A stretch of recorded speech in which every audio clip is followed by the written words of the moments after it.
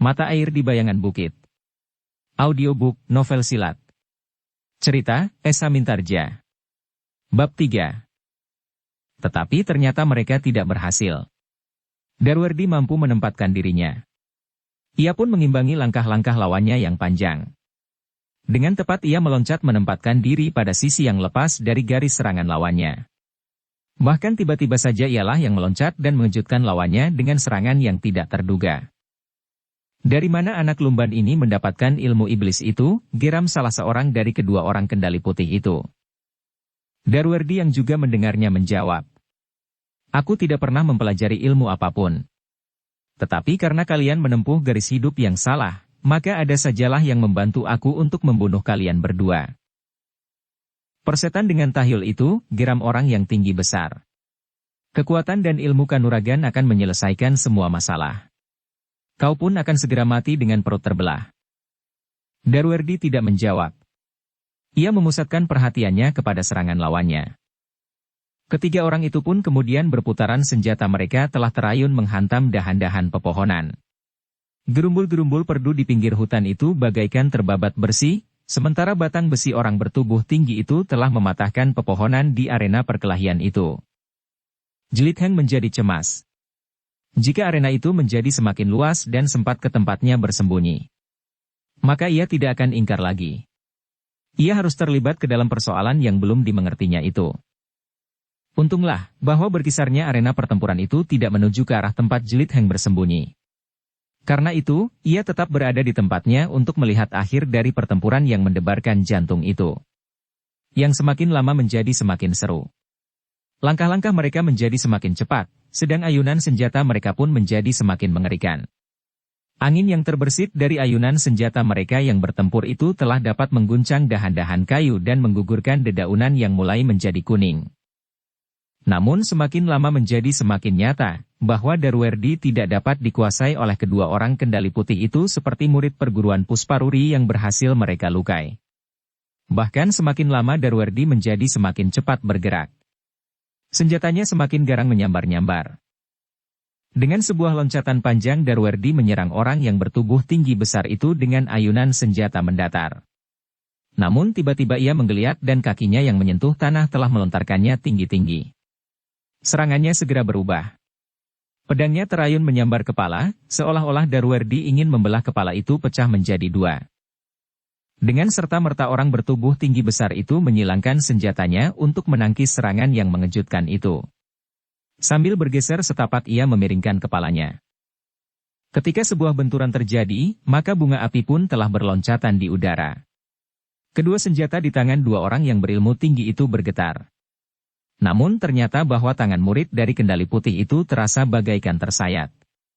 Senjatanya hampir saja terlepas dari tangannya yang bagaikan terkelupas. Dengan loncatan panjang orang itu menjauhi lawannya untuk memperbaiki keadaannya. Tetapi agaknya Darwerdi menyadari bahwa keadaan lawannya itu menjadi semakin lemah. Karena itu, ia tidak mau melepaskan kesempatan itu. Dengan cepat, ia pun meloncat menyusul. Tetapi Darwerdi terpaksa berputar ketika ia sadar, lawannya yang seorang lagi telah menyerangnya pula dengan pedang terjulur. Ternyata bahwa lawannya itu pun mampu bergerak cepat dan langsung memotong serangannya. Darwerdi berputar. Selangkah ia bergeser, sehingga pedang lawannya terjulur sejengkal dari lambung. Dengan cepat Darwerdi memperhitungkan keadaan. Ia sengaja melepaskan lawannya yang bertubuh tinggi besar itu. Kini ia melihat pedang yang terjulur lurus. Karena itulah, maka dengan serta-merta ia memukul pedang itu dengan sekuat-kuat tenaganya. Getaran dari benturan pedang itu terasa menggigit telapak tangan lawannya. Betapapun ia berusaha, namun pedang itu telah meloncat dari genggaman. Yang dihadapi oleh Darwerdi adalah seorang yang tidak bersenjata. Karena itu, maka jika ia berhasil memutar pedangnya mendatar, maka ia akan dapat menyobek dada lawan menyilang. Tetapi pada saat yang bersamaan, orang bertubuh tinggi kekar itu telah mencoba menyelamatkan kawannya. Ia pun menyerang dengan serta-merta. Dengan senjata ia memukul punggung Darwerdi sekuat-kuat tenaganya. Darwerdi menggeram. Ia terpaksa meloncat menghindari serangan itu. Namun demikian kerasnya ayunan senjatanya, maka orang itu justru terhuyung-huyung selangkah terseret oleh ayunan senjatanya sendiri. Kawannya melihat suatu kemungkinan untuk memungut senjatanya yang terjatuh. Dengan satu loncatan ia berusaha meraih pedangnya. Namun yang satu loncatan itu ternyata telah menyeretnya ke dalam pelukan maut, karena ujung pedang Darwerdi seolah-olah telah menunggunya dan langsung menghunjam ke dalam jantungnya. Terdengar sebuah keluhan tertahan.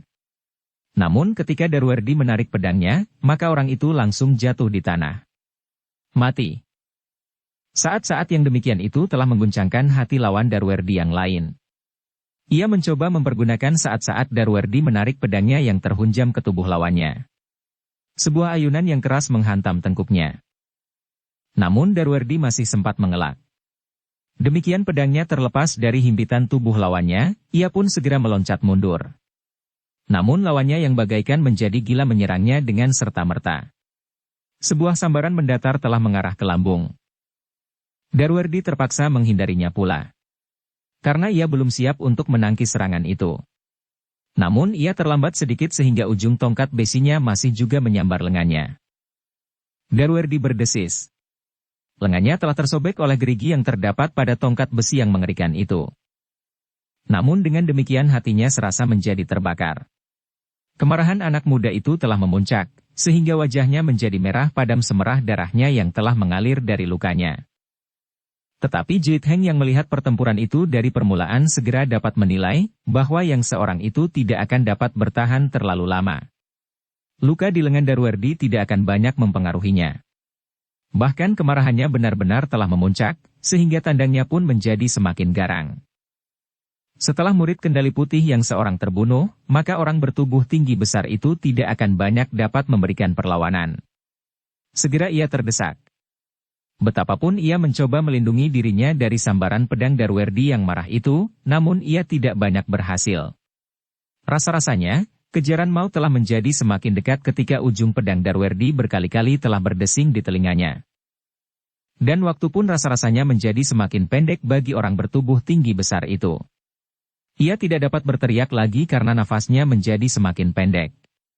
Hidungnya justru seolah-olah telah tertutup oleh dengusnya sendiri, sementara dadanya menjadi sesak.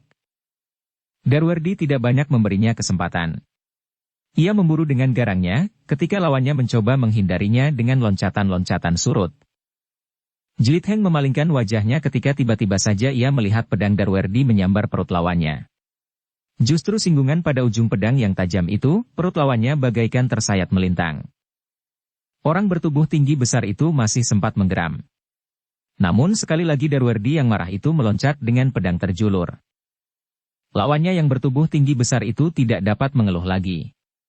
Senjatanya yang mengerikan itu pun terlepas dari tangannya ketika ia mulai terhuyung-huyung dan jatuh tersungkur di tanah. Darwerdi berdiri termangu-mangu. Sejenak kemudian ia pun melangkah mendekati tubuh yang terbujur di tanah. Sekilas ia pun menatap mayat yang terbujur di sebelah lain dari arena itu pula. Dua orang lawannya telah dibunuhnya. Jit Heng memandang wajah Darwerdi yang kelam itu dengan hati yang berdebar-debar. Justru setelah kedua lawannya dibunuh, Jit Heng harus menjaga dirinya, agar tidak menimbulkan suara yang betapapun halusnya, karena ia yakin, pendengaran anak muda itu pun sangat tajamnya. Namun dalam pada itu, tiba-tiba saja Darwerdi teringat kepada utusan dari Pusparuri yang telah terluka parah. Dengan tergesa-gesa ia pun segera melompat mendekati tubuh yang terbaring diam itu. Kisanak, desis Darwerdi sambil berjongkok di samping tubuh itu. Heh! Ular sanca bertanduk genap. Wajah Darwerdi menjadi tegang. Diguncang-guncangnya tubuh yang terbaring diam itu. Heh, Kisanak! Kisanak! Dengan serta-merta Darwerdi menempelkan telinganya di dada orang itu. Namun kemudian dengan suara gemetar ia bergumam. Mati, ia pun telah mati. Tubuh itu masih hangat. Tetapi nafasnya lelah terputus sama sekali. Darwerdi kemudian berdiri termangu-mangu. Ia tersadar ketika terasa tangannya menjadi pedih oleh luka di lengannya. Gila, ia menggeram. Diambilnya sebuah bungkusan kecil diikat pinggangnya. Kemudian ditaburkannya sebangsa serbuk pada lukanya. Beberapa saat Jit Heng masih melihat Darwerdi termangu-mangu. Sekali-kali ia masih mengamat-amati mayat yang terbaring di rerumputan dengan darah yang bagaikan tergenang. Aku harus mencari orang untuk menguburkan mereka, gumam Darwerdi sambil melangkah pergi. Ketika Darwerdi telah hilang di balik gerumbul-gerumbul perdu untuk pergi ke padukuhan, maka Jiteng pun telah keluar dari persembunyiannya. Didekatinya mayat-mayat itu satu demi satu. Pada murid padepokan Pusparuri ia melihat di pergelangannya membelit sebatang akar berwarna hitam dihiasi dengan kepala seekor ular yang terbuat dari perak. Ikat pinggang orang ini telah diambil oleh murid dari perguruan Kendali Putih itu, desis Jilitheng.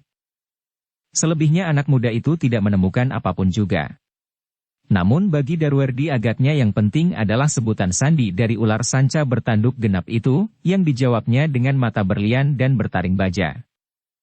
Apakah ia orang pertama setelah Kiai Pusparuri sendiri, bertanya Jilitheng di dalam hatinya. Tetapi siapapun ular sanca itu, namun ternyata Darwerdi mengetahui sesuatu rahasia tentang sebuah pusaka. Di luar sadarnya Jilitheng melayangkan pandangan matanya ke arah Bukit Padas yang gundul tidak terlalu jauh dari hutan itu. Bukit Padas yang telah menarik perhatiannya. Anak muda itu pun sadar, bahwa persoalan yang ingin diketahuinya itu agaknya telah menyangkut beberapa pihak di luar padukuhan-padukuhan kecil yang bertebaran di daerah yang tidak terlalu luas, di sebelah bukit. Bukit yang berhutan lebat dan bukit batu padas yang gundul. Ketika ia memungut senjata orang dari perguruan Kendali Putih yang bertubuh tinggi besar itu, ia menarik nafas dalam-dalam. Orang itu tentu mempunyai kekuatan yang sangat besar. Senjatanya, sepotong besi yang diberikan semacam gerigi-gerigi kecil itu adalah termasuk sebatang tongkat yang berat.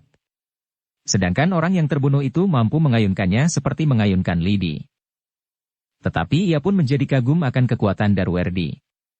Anak muda itu mampu melawan dua kekuatan raksasa di perguruan Kendali Putih yang telah berhasil membunuh ular sanca dari perguruan Pusparuri itu. Namun Jilitheng itu pun segera menyadari keadaannya. Ia pun segera dengan tergesa-gesa mengambil seonggok kayu yang akan dibawanya pulang. Ia tidak mau terlibat ke dalam persoalan itu. Jika Darwerdi melihatnya sedang mengamat-amati mayat-mayat itu, maka mungkin sekali anak muda itu akan mencurigainya pula.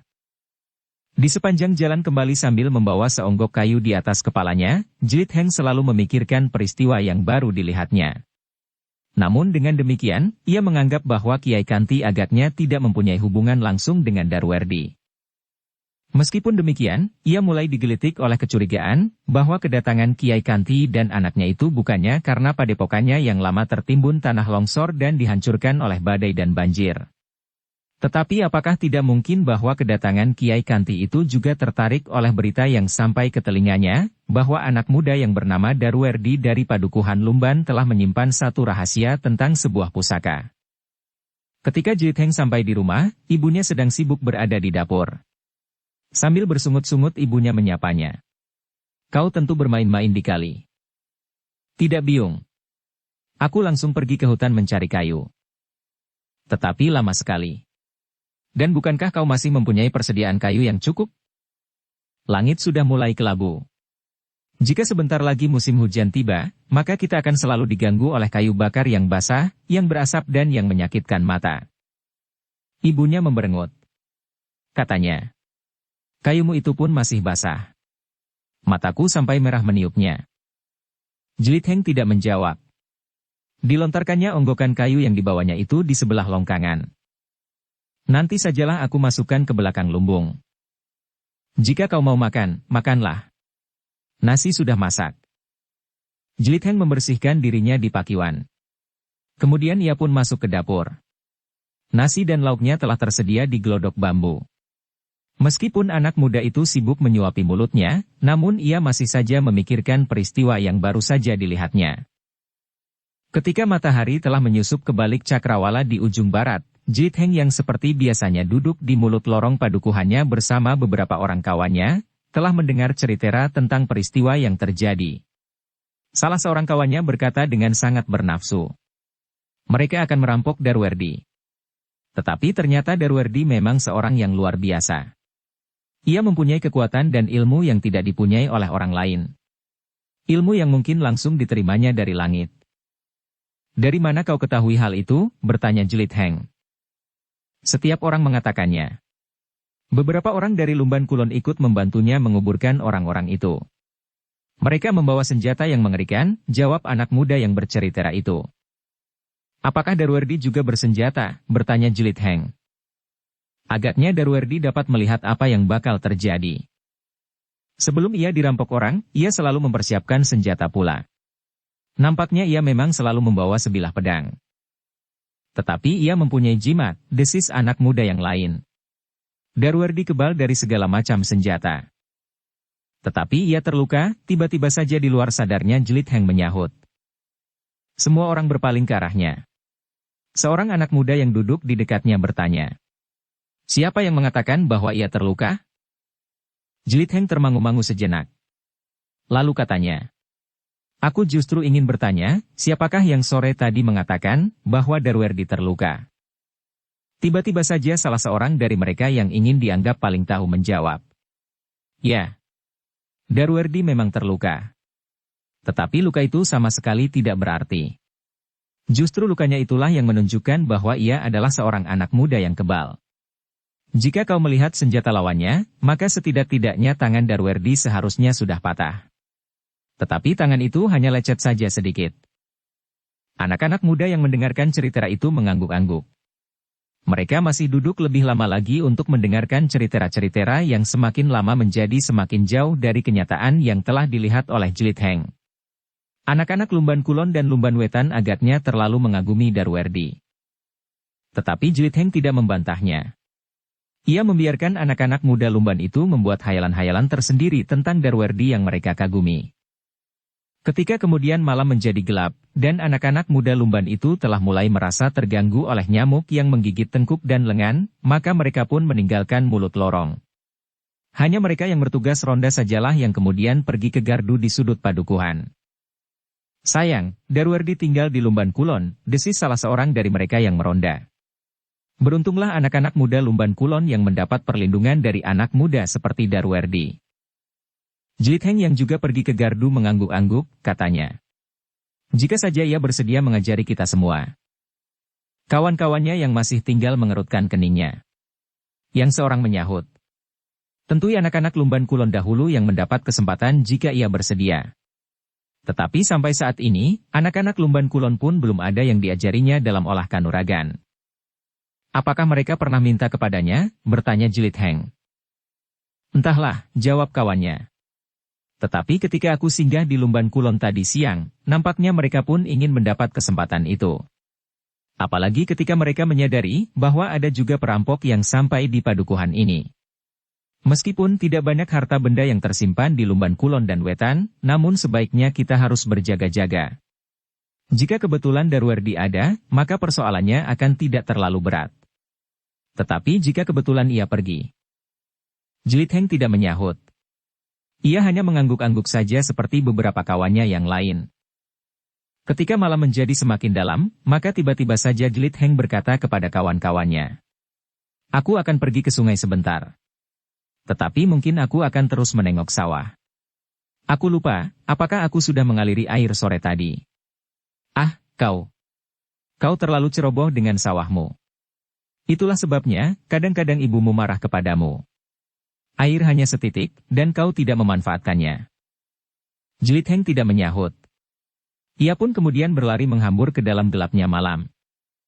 Tetapi Jelit Heng tidak pergi ke sungai dan ke sawah. Ia pasti bahwa sawahnya telah diselenggarakannya sebaik-baiknya. Dalam gelapnya malam Jelit Heng berjalan tergesa-gesa menuju ke bukit.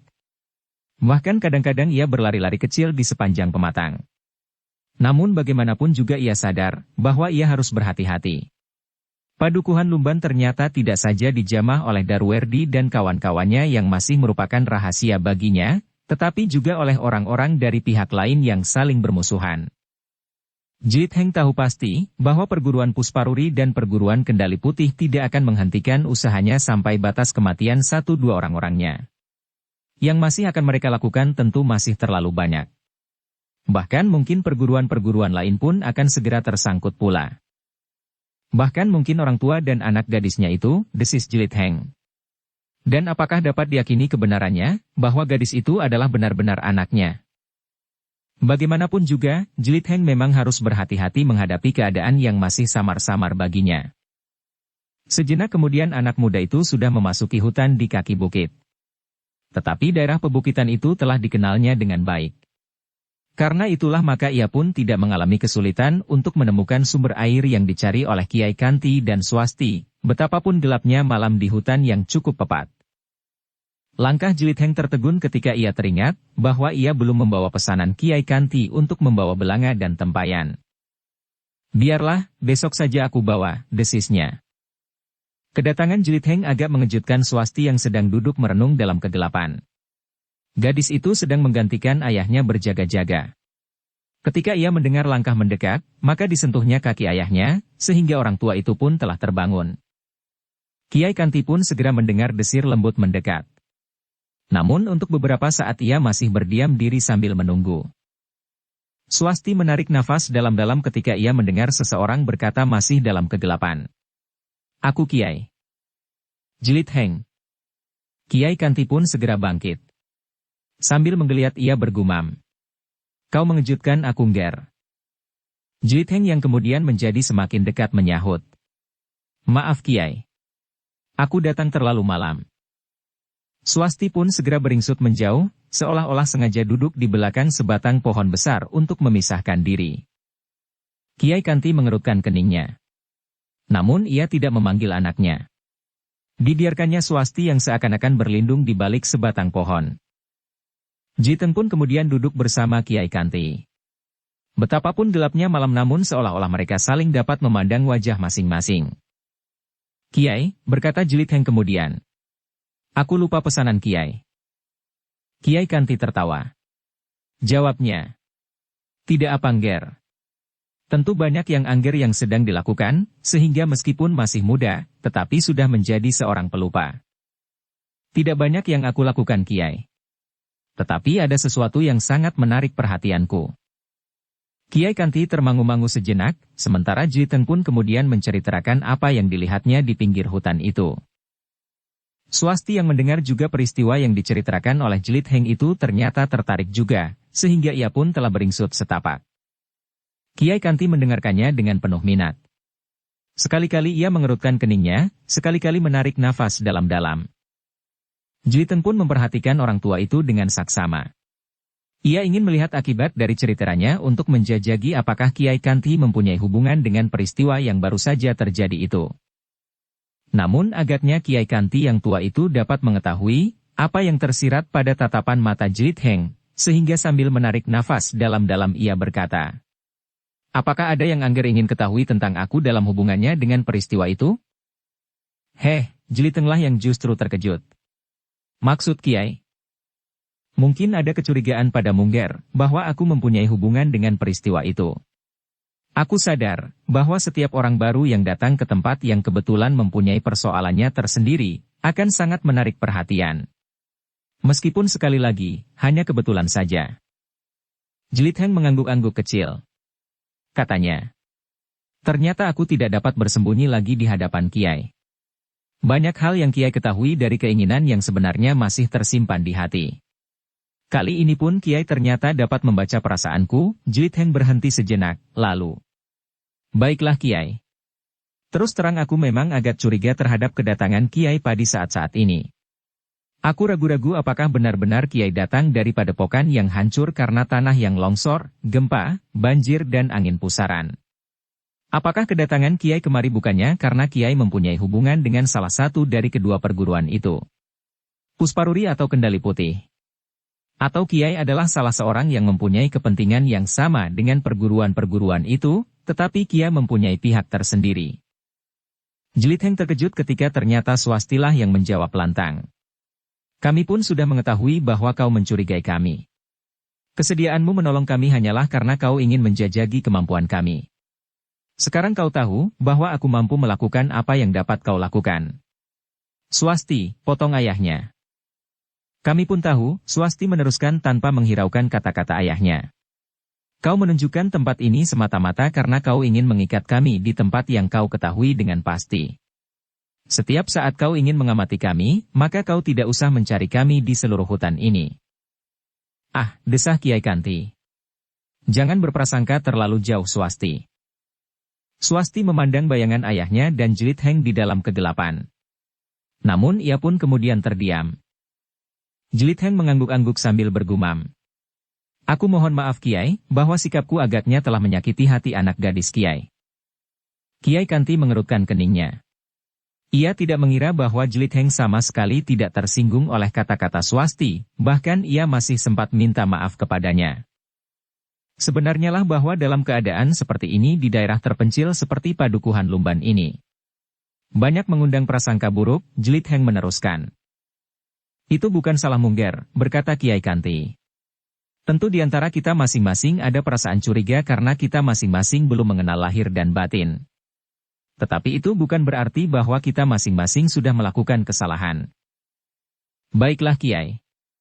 Kita akan melihat perkembangan keadaan. Kita masih akan saling membuktikan tentang diri kita masing-masing. Tetapi jika benar Kiai tidak bersentuhan dengan perguruan Pusparuri dan Kendali Putih, maka yang aku ceritakan itu hendaknya menjadi bahan perhitungan Kiai menghadapi masa mendatang di Padukuhan Lumban ini. Terima kasih Ngger. Sebenarnya lah bahwa aku sudah mendengar serba sedikit tentang perguruan itu. Tetapi isinya aku sama sekali tidak mengerti. Apalagi hubungannya dengan Angger Darwerdi. Baiklah Kiai. Aku akan minta diri. Kita sudah saling mengerti bahwa kita masih selalu dibelit oleh pertanyaan tentang orang-orang yang sedang kita hadapi. Kiai Kanti mengangguk-angguk. Sementara Jelit Heng melanjutkan. Kiai. Sebagaimana Kiai yang berselubung kepapaan seorang perantau, maka terhadap siapapun aku mohon Kiai untuk tidak mengatakan sesuatu tentang kemungkinan-kemungkinan yang Kiai anggap ada padaku. Terutama apabila pada suatu saat Kiai bertemu dengan Darwerdi. Kiai Kanti tertawa kecil. Jawabnya.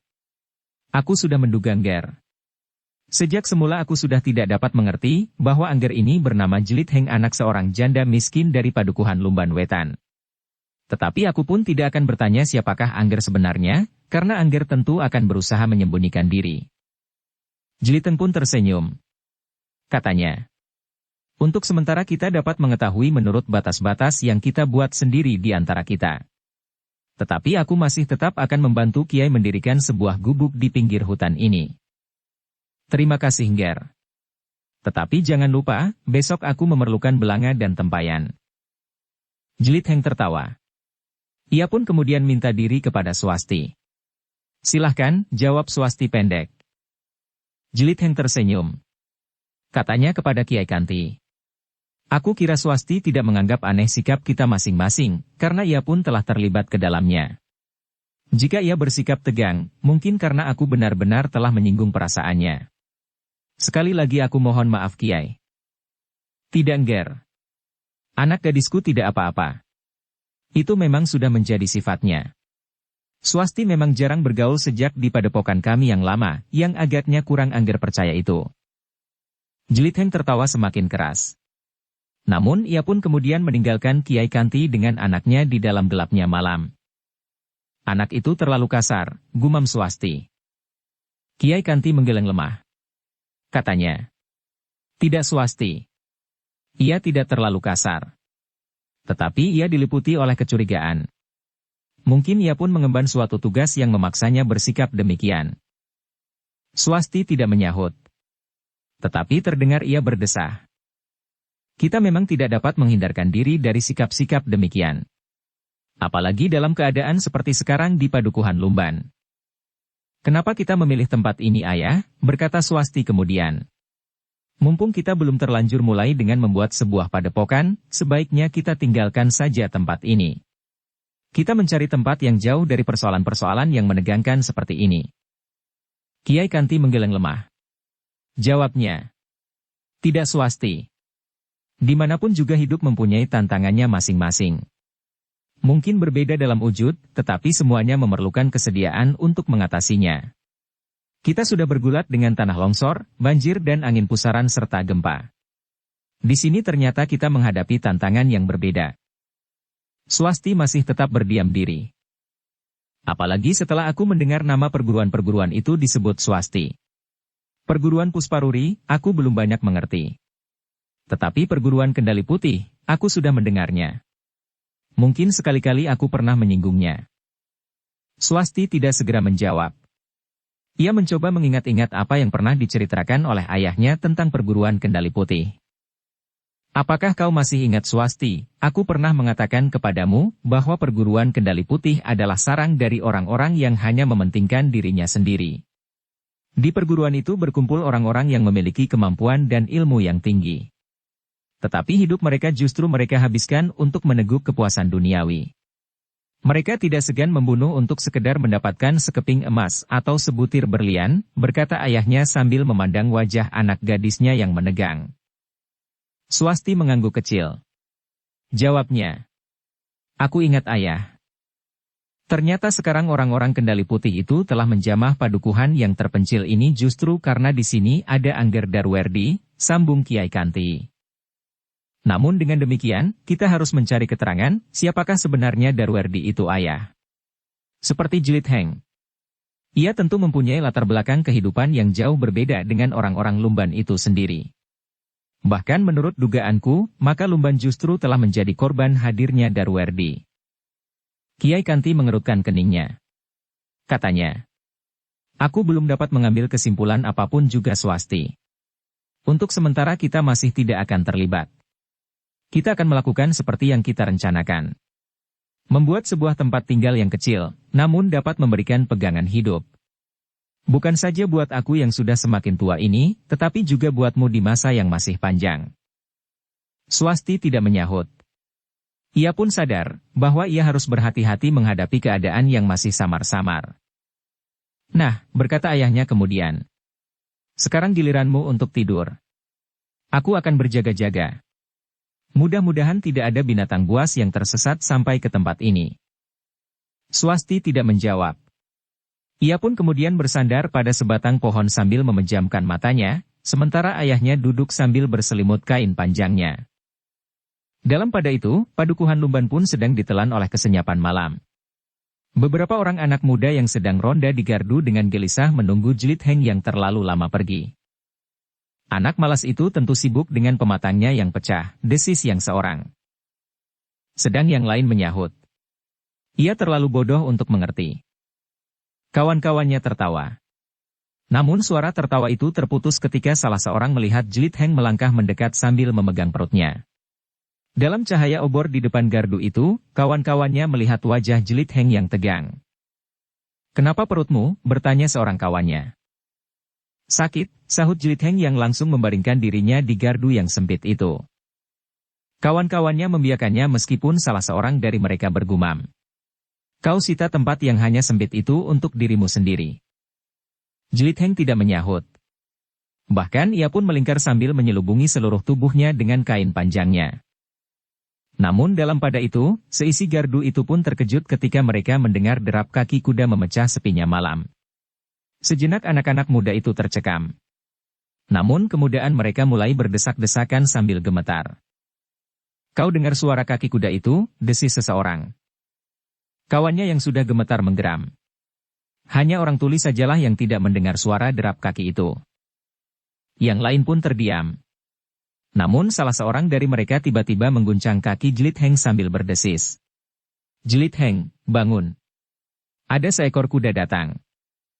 Jlit Heng tidak bergerak. Nampaknya ia sudah tertidur nyenyak. Jlit Heng, yang lain ikut mengguncang. Oh, Jlit Heng tiba-tiba mengeluh. Perutku sakit. Bangun. Kau dengar derap kaki kuda yang semakin dekat itu? Peduli dengan seekor kuda. Gila, kawannya yang bertubuh tinggi menjadi jengkel. Jika kau dicekiknya, terserah. Kami pun tidak peduli. Tiba-tiba Jlit Heng bangkit. Dengan suara bergetar ia bertanya. Apa yang terjadi? Apa? Diamlah, kuda itu sudah dekat. Jlit Heng tidak sempat menjawab. Ketika ia turun dari gardu, ternyata yang dilihatnya mendekat bukannya seekor kuda. Tetapi 2 ekor kuda. Penunggang-penunggang kuda itu telah menarik kendali kuda masing-masing ketika mereka melihat beberapa orang anak muda berdiri di muka gardu, sehingga kedua ekor kuda itu berhenti beberapa langkah saja di hadapan anak-anak muda itu. Anak-anak muda itu menjadi gemetar ketika mereka melihat dalam cahaya obor 2 wajah yang garang memandang mereka dengan tegang. Dada mereka bagaikan retak ketika salah seorang dari keduanya tiba-tiba saja membentak. Heh! Kalian anak-anak Lumban! Tidak ada yang dapat segera menjawab. Mulut-mulut menjadi bagaikan membeku. Heh, apakah semuanya tuli? Yang lain hampir berteriak. Jantung anak-anak muda itu bagaikan rontok. Apalagi ketika salah seorang dari kedua orang berkuda itu meloncat turun. Heh, kalian bisu atau tuli? Jawab, bukankah ini padukuhan lumban? Anak muda yang bertubuh tinggi, yang kebetulan berdiri di paling depan terpaksa berusaha untuk menjawab. Ya Kisanak. Orang itu tiba-tiba tertawa. Sambil mengangguk-angguk ia berkata, kau anak berani. Kemarilah. Anak muda bertubuh tinggi itu menjadi semakin gemetar. Sedangkan orang itu masih saja tertawa sambil berkata, kemarilah anak muda. Kau nampaknya anak muda yang paling berani di antara semua kawan-kawanmu. Anak muda bertubuh tinggi itu menjadi semakin gemetar. Kenapa kau diam saja? Orang berwajah garang itu bertanya. Aku tidak apa-apa. Aku hanya ingin bertanya. Anak muda itu bagaikan menjadi lumpuh. Karena itu ia sama sekali tidak bergeser. Baiklah. Jika kau tidak mau mendekat, akulah yang akan mendekat. Tetapi setidak-tidaknya kau tidak bisu dan tidak tuli. Ketika orang berwajah garang itu maju selangkah, di luar sadarnya anak-anak muda lumban wetan itu bergeser mundur. Karena itulah maka orang itu pun tertawa semakin keras. Katanya, lumban memang aneh. Ternyata anak-anak mudanya tidak lebih dari seekor cacing. Anak-anak muda itu menjadi semakin gemetar. Nyawa mereka rasa-rasanya telah terloncat dari ubun-ubun ketika tiba-tiba saja orang itu membentak. Heh, siapa di antara kalian yang melihat dua orang kawanku yang datang ke padukuhan ini heh? Pertanyaan itu benar-benar mengejutkan. Kalian menjadi bisu lagi. Heh, kau yang paling berani yang tidak bisu dan tidak tuli. Jawab pertanyaanku. Tetapi anak muda yang bertubuh tinggi itu benar-benar telah terbungkam. Keringatnya mengalir di seluruh tubuhnya, namun badannya terasa menjadi sangat dingin seperti air wayu sewindu. Orang bertubuh kekar dan berwajah garang itu maju lagi selangkah. Sekali lagi ia berteriak. Siapa yang melihat dua orang kawanku datang ke padukuhan ini? Ia tidak kembali pada waktu yang sudah ditentukan. Dan aku pasti bahwa keduanya telah sampai ke padukuhan ini. Tetapi aku tidak dapat menjumpainya di tempat yang sudah ditentukan, anak-anak muda itu benar-benar menggigil. Mereka segera mengetahui bahwa yang dimaksud tentu dua orang yang telah dibunuh oleh Darwerdi di sebelah bukit, yang kemudian dikuburkan bersama seorang yang lain yang menurut keterangan justru kawan Darwerdi sendiri yang mati dibunuh oleh dua orang yang kemudian terbunuh pula itu. Tetapi tidak ada mulut yang dapat mengatakannya. Bahkan untuk menyebut bahwa kedua orang itu berurusan dengan orang-orang Lumban Kulon pun tidak ada yang dapat mengucapkannya. Heh, cepat. Apakah kau merahasiakannya? Apakah terjadi sesuatu dengan kawan-kawanku itu? Katakan. Jika kalian mengetahui sesuatu tentang mereka. Kediaman anak-anak muda Lumban Weton itu justru telah menumbuhkan kecurigaan pada kedua orang berwajah garang itu. Yang masih duduk di punggung kuda tiba-tiba saja berteriak. Cepat, sebut apa yang terjadi. Kalian tentu mengetahui sesuatu yang kalian tidak dapat mengatakannya.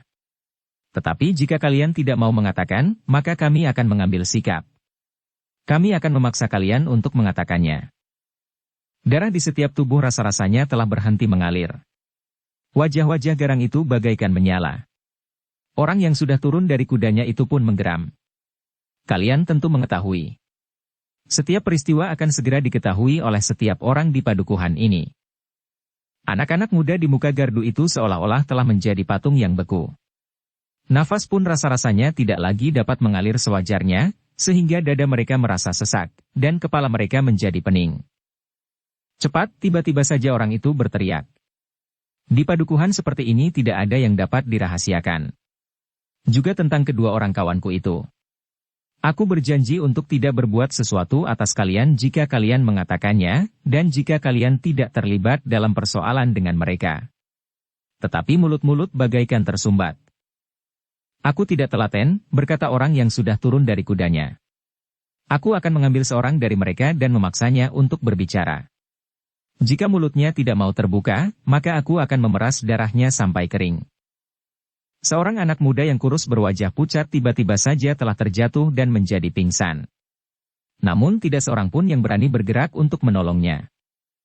Ketika orang yang berwajah garang itu melangkah maju sambil memandangi setiap wajah untuk menemukan seseorang yang akan diperasnya, maka tiba-tiba saja terdengar seseorang merintih. Orang berwajah garang itu tertegun. Dengan tegang ia memperhatikan suara itu. "Heh, kenapa kau?" tiba-tiba orang itu berteriak. "Perutku sakit," yang menjawab adalah Jelit Heng sambil memegangi perutnya yang sakit. "Apakah aku boleh pergi ke sungai?" Pertanyaan itu benar-benar telah mengejutkan. Bukan saja kedua orang berwajah garang itu, tetapi kawan-kawan Jelit Heng pun terkejut. Pertanyaan itu akan dapat mencelakakannya. Ternyata dugaan kawan-kawannya itu benar. Orang berwajah garang yang sudah tidak lagi berada di punggung kudanya itu benar-benar merasa tersinggung oleh pertanyaan Jelit Heng. Karena itu, maka tiba-tiba saja ia melambaikan tangannya sambil tersenyum. Tetapi senyumnya itu nampaknya seperti senyum iblis yang melihat sesosok mayat yang baru diletakkan di lubang kuburnya. "Kemarilah Cah Bagus," desis orang berwajah garang itu. Tetapi panggilan itu rasa-rasanya bagaikan sembilu yang menggores setiap jantung. Alangkah bodohnya Jelit Heng, kawan-kawannya menyesalinya. Tetapi tidak seorang pun yang berani menolongnya. Tetapi Jelit Heng memang seorang anak yang dungu di hadapan kawan-kawannya. Ia melangkah maju sambil terbungkuk-bungkuk. "Perutku sakit sekali," ia masih berdesis. "Baiklah. Marilah. Aku antar kau ke sungai. Apakah kau dapat naik seekor kuda?" Jelit Heng menggeleng. Jawabnya, "Tidak. Aku tidak dapat naik kuda." "Kalau begitu marilah. Aku jaga agar kau tidak terjatuh." "Tetapi sungai itu tidak begitu jauh," jawab Jelit Heng. Orang itu tersenyum. Dibelainya kepala Jelit Heng sambil berkata, "Meskipun tidak jauh, biarlah kami berdua mengantarmu Cah Bagus." Ketika Jelit Heng mendekati orang itu, kawan-kawannya menjadi semakin berdebar-debar. Alangkah bodohnya, kawan-kawannya berteriak di dalam hati. Rasa-rasanya mereka ingin menggapai Jelit Heng dan menariknya, agar ia tidak mendekati orang berwajah garang itu. Tetapi mereka pun telah membeku oleh ketakutan dan kecemasan. Tetapi Jelit Heng melangkah terus sambil memegangi perutnya. "Terima kasih," desis Jelit Heng. Orang berwajah garang itu pun kemudian meloncat ke punggung kudanya. Di cahaya obor yang kemerah-merahan masih nampak ia tersenyum sambil berkata, "Kemarilah. Aku tolong kau naik kuda bersamaku." Anak-anak muda itu menggigil ketika mereka melihat Jelit Heng mendekati orang berkuda itu. Namun yang terdengar kemudian adalah keluhan yang panjang. Tiba-tiba saja orang itu menyambar tangan Jelit Heng dan menariknya dengan semena-mena. "Cepat anak gila. Kau harus menunjukkan kepadaku di mana kedua orang kawanku itu," bentak orang itu dengan kasar. "Aku akan pergi ke sungai," Jelit Heng mulai berteriak. "Tutup mulutmu. Aku bunuh kau," senyum di wajah orang itu sudah lenyap. Yang nampak kemudian adalah kegarangan wajah yang mengerikan. Kawan-kawannya hanya dapat memandang dengan tegang saat kuda-kuda itu mulai bergerak. Mereka melihat Jelit Heng meronta. Tetapi tangan orang berwajah kasar itu bagaikan tanggem baja. Sejenak kemudian kuda itu telah berderap masuk ke dalam kegelapan. Namun hati anak-anak muda itu bagaikan teriris ketika mereka mendengar suara teriakan Jelit Heng yang tertinggal di sela-sela derap kaki-kaki kuda itu. Ketika kemudian Jelit Heng hilang di dalam kelam, maka anak-anak muda itu mulai saling berpandangan. Satu dua di antara mereka menarik nafas dalam-dalam. Namun tiba-tiba seorang yang bertubuh gemuk berdesis. "Kasihan Jelit Heng yang dungu itu." Kawan-kawannya masih menggigil. Namun salah seorang dari mereka mulai melangkah mendekati kawannya yang pingsan. "Bawa ia naik ke gardu," desisnya. Beramai-ramai anak muda itu diangkat untuk dibaringkannya di dalam gardu. Satu dua di antara mereka mulai memijat-mijat keningnya, sedang yang lain masih saja berdiri kebingungan. "Marilah kita pulang," tiba-tiba seorang di antara mereka berdesis. "Bagaimana jika mereka kembali lagi kemari?" "Ya, kita pulang saja." Beberapa orang menjadi ragu-ragu. Seorang yang paling tua berkata, "Mereka tidak akan kembali lagi. Kita menunggu sejenak, apa yang terjadi dengan Jelit Heng?" Anak-anak muda itu menjadi semakin ragu-ragu. Tetapi tidak seorang pun di antara mereka yang meninggalkan gardu. Hati mereka benar-benar menjadi kecut, sehingga mereka kebingungan, apakah yang sebaiknya dilakukan. Sementara itu, beberapa orang yang tinggal di sebelah menyebelah gardu itu terkejut mendengar keributan yang terjadi. Mereka mendengar beberapa orang berteriak, membentak, tetapi juga mengaduh. Satu dua orang laki-laki telah keluar dari rumahnya. Dengan hati-hati mereka mulai mengintip.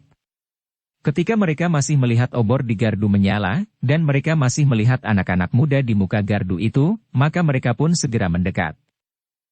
Mereka hanya dapat mendengar apa yang telah terjadi dengan Jelit Heng. Kasihan janda itu, desis seseorang. Anak itu hilang sejak kanak-kanak. Belum lama ia kembali. Kini ia mengalami bencana. Ya, sahut yang lain. Begitu lama anak itu pergi, sehingga kita yang tua ini tidak lagi dapat mengingat bahwa janda itu mempunyai anak laki-laki. Agaknya kini ia harus kehilangan untuk yang kedua kalinya. Apakah kita akan memberitahukan kepadanya? Bertanya seorang anak muda. Seorang laki-laki tua maju selangkah.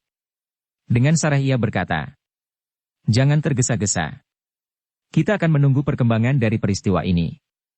Jika sekarang kita datang ke rumahnya dan memberitahukannya kepada ibunya, maka perempuan itu akan pingsan. Bahkan mungkin mati." Yang lain mengangguk-angguk. Seorang anak muda berkata, "Baiklah. Kita menunggu perkembangannya. Besok pagi-pagi kita akan menelusuri jalan-jalan di Lumban Wetan dan kalau perlu di Lumban Kulon. Mungkin kita dapat menemukannya." Anak muda itu tidak meneruskannya. Tetapi yang lain menyahut, "Menemukannya hidup atau mati?" Seorang tua menarik nafas dalam-dalam. Katanya, "Kita akan mengatakannya kepada Darwerdi. Apakah yang sebaiknya kita lakukan?" "Ya. Besok kita menemui Darwerdi di Lumban Kulon," hampir berbareng beberapa orang menjawab. Sejenak kemudian, maka orang-orang tua itu pun minta diri, kembali ke rumah masing-masing, sedang beberapa orang anak muda masih tetap berada di gardu. Namun tidak seorang pun yang berani membaringkan dirinya. Jika mereka mendengar derap kaki kuda, maka mereka sudah siap menghambur melarikan diri. Sementara itu, kedua ekor kuda dengan penunggangnya telah berderap keluar padukuhan dengan membawa Jelit Heng yang meronta-ronta. Namun himpitan tangan orang berwajah garang itu semakin lama menjadi semakin kuat mencengkam lengan Jelit Heng. "Aku akan pergi ke sungai," teriak Jelit Heng. "Tutup mulutmu, atau aku bunuh kau," bentak orang berwajah garang itu. "Sekarang tunjukkan, di mana kau melihat kedua orang kawanku. Dengan siapa mereka berhubungan, dan apakah yang sudah terjadi?"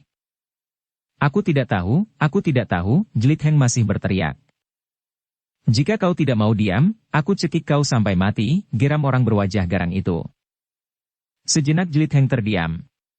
Yang terdengar di kesunyian malam hanyalah derap kaki kuda yang berlari kencang di bulak panjang itu. Namun ketika mereka sudah sampai di tengah-tengah bulak, maka kuda itu pun berjalan semakin lambat. Bahkan akhirnya berhenti sama sekali. Jelit Heng masih tetap berada di punggung kuda. Orang berwajah garang yang memeganginya berdesis, "Kita berada di tengah-tengah bulak anak manis." Jelit Heng tidak menjawab. "Nah, sekarang katakan kepadaku, apa yang kau ketahui tentang kedua orang kawanku yang sudah mendahului aku datang ke padukuhan Lumban?" bertanya orang berwajah garang itu. "Akan dapat berbaik hati kepadamu. Tetapi aku juga dapat berbuat sesuatu yang barangkali belum pernah kau bayangkan." Jelit Heng masih tetap diam. Misalnya, orang itu melanjutkan kata-katanya. "Mengikatmu dan menarik di belakang kaki kuda. Atau mengikatmu erat-erat dan menelungkupkan tubuhmu di parit yang airnya hanya mengalir sedalam mata kaki, dengan sebuah batu besar di punggung. Atau cara lain yang barangkali lebih menarik." Jelit Heng sama sekali tidak menjawab. Orang itu mulai kehilangan kesabaran, jawab pertanyaanku." Adalah di luar dugaan, bahwa tiba-tiba saja Jelit Heng justru tertawa. Bahkan kemudian dengan tangkasnya ia turun ajari punggung kudanya sebelum orang yang berwajah garang itu sempat menyadari keadaannya. Pegangan tangannya yang agak mengendor telah dipergunakan sebaik-baiknya oleh Jelit Heng, sehingga dengan mudah ia melepaskan diri bahkan orang itu hampir jatuh karenanya. Sejenak kemudian Jelit Heng telah berdiri beberapa langkah dari orang berwajah garang yang membawanya sambil bertolak pinggang. Sikap Jelit Heng itu benar-benar telah mengejutkan orang-orang dari perguruan Kendali Putih itu. Sesaat mereka bagaikan terpukau sehingga keduanya justru membeku di punggung kudanya. Nah Kisanak, berkata Jlit Heng dengan suara yang jauh berbeda dengan lengkingan-lengkingan ketakutan di saat ia meninggalkan gardu. Marilah kita berbicara dengan baik. Kau dapat bertanya dengan sopan, dan aku akan menjawab dengan wajar. Yang terdengar kemudian adalah geram yang melontarkan kemarahan. Orang yang membawa Jlit Heng bersamanya di satu punggung kuda itu pun bertanya dengan suara bergetar. Apakah kau sudah menjadi gila karena ketakutan? Tidak Kisanak, jawab Jlit Heng sareh. Aku memang ingin berbicara di tempat yang sepi seperti sekarang ini agar tidak menakut-nakuti kawan-kawanku yang berada di gardu. Apalagi ketika aku menyadari bahwa aku berhadapan dengan orang-orang dari perguruan Kendali Putih. Persetan, geram orang dari Kendali Putih yang seorang lagi. Jawablah. Di mana kedua kawan-kawanku yang telah datang lebih dahulu di padukuhan ini? Mereka telah mati, jawab Jlit Heng pendek. Jawaban Jlit Heng itu terdengar bagaikan ledakan petir di telinga mereka. Hampir berbareng keduanya telah meloncat turun dari kuda mereka. Sejenak keduanya memandang Jlit Heng dengan tanpa berkedip. Mereka telah menyadari bahwa yang berdiri di hadapannya itu tentu bukannya anak lumban yang pingsan karena ketakutan seperti yang terjadi di gardu.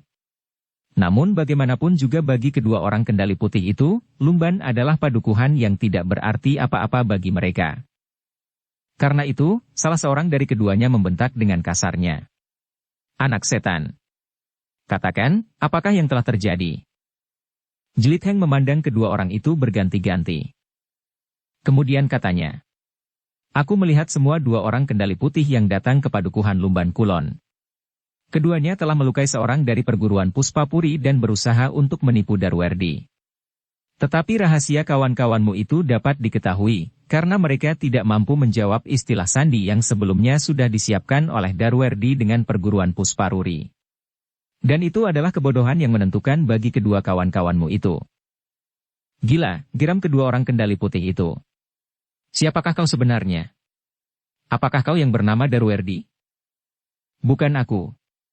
Aku hanya melihat bagaimana Darwerdi membunuh kedua orang kawanmu. Bohong. Tentu 20 atau 30 orang lumban telah beramai-ramai mengepung dan mengeroyoknya. Mungkin di antaranya terdapat Darwerdi dan kau sendiri. Aku berkata sebenarnya, jawab Jlit Heng. Bukankah aku sudah berjanji untuk menjawab dengan wajar?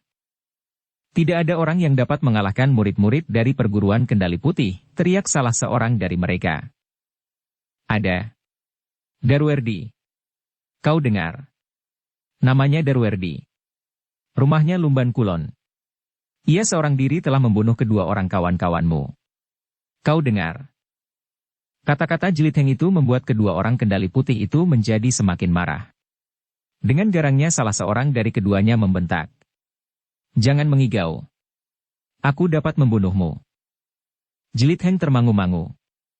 Ia bergeser setapak ketika ia melihat salah seorang dari kedua orang Kendali Putih itu mengikat kudanya pada sebatang pohon perdu. Bahkan yang seorang pun telah berbuat serupa pula. Jlit Heng sadar bahwa keadaan menjadi semakin gawat.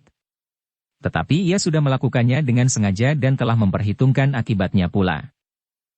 Hei anak gila, salah seorang dari kedua orang Kendali Putih itu menggeram. Kau belum mengenal kami berdua. Kau belum mengenal perguruan Kendali Putih. Karena itu, nampaknya kau menganggap kami berdua seperti anak-anak yang merengek minta makanan. Cobalah kau menyadari keadaanmu. Agaknya kau belum terlambat minta ampun kepada kami dan mengatakan sebenarnya seperti yang kami inginkan. Kisanak, jawab Jlit Heng. Aku sudah mengatakan yang sebenarnya. Kedua orang Kendali Putih yang datang untuk mencari keterangan tentang pusaka yang tidak aku ketahui namanya, telah terbuka rahasianya sehingga kemudian telah dibunuh oleh Darwerdi, anak muda dari Lumban Kulon, setelah kedua orang Kendali Putih itu berhasil membunuh seorang dari perguruan Pusparuri yang seharusnya mendapat keterangan dari Darwerdi. Jlit Heng berhenti sejenak, lalu. Kisanak. Jika kau bertanya sekali lagi, maka jawabku akan sama pula dengan jawabku itu dan jawaban-jawabanku sebelumnya. Karena itu, jangan bertanya lagi tentang kedua orang kawanmu. Mungkin kau lebih baik bertanya siapakah Darwerdi dan di manakah rumahnya. Kedua orang itu tidak lagi dapat mengendalikan kemarahannya. Karena itu tiba-tiba saja salah seorang dari mereka telah mengayunkan tangannya menampar kening Jelit Heng. Tetapi orang itu terkejut. Ternyata tangannya tidak menyentuh anak muda itu, meskipun Jelit Heng tidak bergeser dari tempatnya. Ia hanya menarik kepalanya sambil memiringkan wajahnya. Kemudian seolah-olah seperti tidak terjadi sesuatu ia berkata, "Jangan cepat marah. Jika kau ingin bertemu dengan Darwerdi, marilah. Mungkin kalian berdua juga akan dibunuhnya seperti kedua kawanmu yang telah mati itu." Keduanya tidak dapat menahan diri lagi. Salah seorang dari mereka berkata kasar, "Setan alas. Aku akan membunuhmu dengan caraku. Baru kemudian aku akan mencari Darwerdi yang kau katakan itu. Tetapi aku tidak percaya bualanmu, seolah-olah anak muda dari Lumban mampu membunuh orang-orang Kendali Putih, apalagi seorang Darwerdi melawan dua orang kawan-kawanku. Kenapa kau tidak percaya bahwa anak muda Lumban mampu mempertahankan dirinya meskipun ia berhadapan dengan orang-orang Kendali Putih?" Pertanyaan itu benar-benar tantangan dan penghinaan bagi kedua orang Kendali Putih itu. Karena itu, maka yang seorang dari keduanya segera meloncat menerkam kepala Jelit Heng sambil berteriak, "Aku bunuh kau perlahan-lahan di dalam parit itu." Bersambung ke bab 4.